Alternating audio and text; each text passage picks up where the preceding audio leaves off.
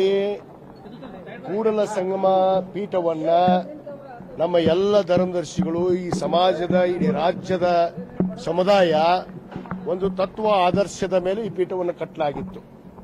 ಇವತ್ತವರೆಗೂ ನಾವೆಲ್ಲ ನಡೆದಿದ್ದು ಬಸವ ತತ್ವದ ಮೇಲೆ. ಯಾಕಂದ್ರೆ ಪವಿತ್ರವಾದ ಅಣ್ಣ ಬಸವಣ್ಣನವರ ಐಕ್ಯ ಭೂಮಿಯಲ್ಲಿ ನಾವು ಮಠವನ್ನು ಮಾಡಿದ್ದೀವಿ. ಇದನ್ನು ಮಾಡುವಂತ ಸಂದರ್ಭದಲ್ಲಿ ನಮ್ಮೆಲ್ಲ ಹಿರಿಯರು ಯಾವುದೇ ಪೂಜ್ಯರು ಬಂದರೂ ಕೂಡ ಅದು ಬಸವ ತತ್ವದ ಆಧಾರದ ಮೇಲೆ ಅವರು ನಡಿಬೇಕು, ಅವ್ರು ನಡೆ ಇರಬೇಕು, ನುಡಿ ಇರಬೇಕು, ಆ ತತ್ವವನ್ನು ಪಾಲನೆ ಮಾಡುವಂತವರೇ ಬೇಕು ಅಂತೇಳಿ ನಾವು ತತ್ವವನ್ನು ಅವ್ರನ್ನ ಬಸವ ಜಯಮೃತ್ಯುಂಜಯವ್ರನ್ನ ಇಲ್ಲಿ ಪೀಠಕ್ಕೆ ಕೂಡಿಸಿದ್ದು. ಅವರು ಅನೇಕ ಸಂದರ್ಭದಲ್ಲಿ ಇವತ್ತು ಏನು ಈ ತತ್ವವನ್ನ ಮತ್ತು ನಮ್ಮ ಪೀಠದ ನಮ್ಮ ಧರ್ಮದರ್ಶಿಗಳ ಏನು ಒಂದು ಸಲಹೆಗಳನ್ನ ಯಾವುದೇ ಕೇಳದೇ ಇರೋ ಕಾರಣಕ್ಕೆ ಅವರು ತಪ್ಪು ಹೆಜ್ಜೆಯನ್ನ ನಿರಂತರವಾಗಿ ಇಡ್ತಾ ಬರ್ತಾ ಇದ್ದಾರೆ. ಇವತ್ತಲ್ಲ, ಹಲವಾರು ವರ್ಷಗಳಿಂದ ನಡೆದಿದ್ದು. ಇದನ್ನೆಲ್ಲವನ್ನ ಗಮನಿಸಿ ಅವರು ಹಲವಾರು ಬಾರಿ ನೋಟಿಸ್ ಕೊಟ್ಟಿದ್ದಾರೆ. ಅವ್ರ ಹತ್ರ ಉತ್ತರನೂ ಪಡೆದಿದ್ದಾರೆ. ನಮ್ಮ ಹತ್ರ ಉತ್ತರಗಳು ನಾವು ಅವ್ರು ಸರಿಯಾಗಿ ನಡ್ಕೊಂಡು ಹೋಗ್ತೀನಿ ಅಂತ ಉತ್ತರನೂ ಬರ್ತಾರೆ. ಇವತ್ತು ನಾವು ಪದೇ ಪದೇ ಇದನ್ನೇ ನೋಡೋದಾಯ್ತು, ನಮ್ಮ ಮೇಲೆ ಆರೋಪ ಮಾಡೋದಾಯ್ತು.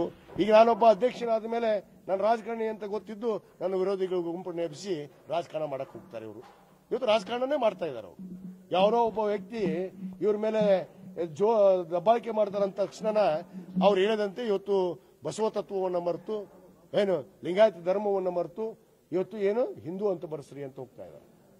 ಇವತ್ತು ಬಹಳ ಸ್ಪಷ್ಟವಾಗಿ ಇವತ್ತು ನಮ್ಮ ಪ್ರಧಾನ ಕಾರ್ಯದರ್ಶಿಗಳಂತ ನೀಲಕಂಠ ಸೂಟಿ ಅವರು ಮತ್ತು ಅನೇಕ ಧರ್ಮದರ್ಶಿಗಳು ಇವತ್ತು ಒಂದು ನಿರ್ಧಾರವನ್ನು ಅವರು ಕೈಗೊಂಡಿದ್ದಾರೆ. ಇವತ್ತೇನು ಅವರನ್ನ ಈ ಪೀಠದಿಂದ ಇವತ್ತಿನಿಂತರನೇ ಈಗಿಂತರನೇ ಅವರು ಈ ಪೀಠಕ್ಕೆ ಬರೋಂಗಿಲ್ಲ, ಅವರು ಈ ಪೀಠದ ಜಗದ್ಗುರುಗಳು ಅಲ್ಲ ಅನ್ನೋದನ್ನ ಬಹಳ ಸ್ಪಷ್ಟಪಡಿಸಿ ಹೋಗಿದ್ದಾರೆ. ಅದರಂತೆ ಇವತ್ತು ನನ್ನ ವೈಯಕ್ತಿಕ ನಿರ್ಣಯ ಅಲ್ಲ, ಇದು ನಮ್ಮ ಪೀಠದ ನಿರ್ಣಯ. ಪೀಠದಲ್ಲಿ ನಾನು ಒಬ್ಬ ಧರ್ಮದರ್ಶಿ. ಇವತ್ತು ನನ್ನ ಅಧ್ಯಕ್ಷನ ಮಾಡಿರ್ಬೋದು. ಇವತ್ತು ನಾನು ರಾಜಕಾರಣಿ ಅನ್ನೋ ಕಾರಣಕ್ಕೆ ಇವತ್ತು ಎದುರಿಸುವಂತ ಕೆಲಸ ಹಿಂದೆ ನೋಡಿದ್ರು. ವಿಷಾಪ್ರಾಸ್ತ ಮಾಡಿದಂತ ಒಬ್ಬ ಏನು ವಿಧಾನಸಭೆಯ ಉಪನಾಯಕ, ವಿರೋಧ ಪಕ್ಷದ ಉಪನಾಯಕ ಹೇಳುತ್ತಿದ್ದ. ಮತ್ತೆ ಇವ್ರಿಗೆ ಬಿಗ ಹಾಕ್ಸಿದ್ರಿ ಅಂತ ಹೇಳಿದ್ರು. ನೀವು ಬಂದು ನೋಡಿದ್ರಿ ಬಿಗ ಹಾಕಿದ್ವೋ ಗೇಟ್ ಹಚ್ಚಿದ್ವೋ ಅಂತೇಳಿ. ಇದು ಸುಮ್ಮನೆ ಆರೋಪ. ಅಂದ್ರೆ ವಿನಾಕಾರಣ ನನ್ನ ಎದುರಿಸೋದಕ್ಕೆ ಇವ್ರು ನೋಡಿದ್ರು.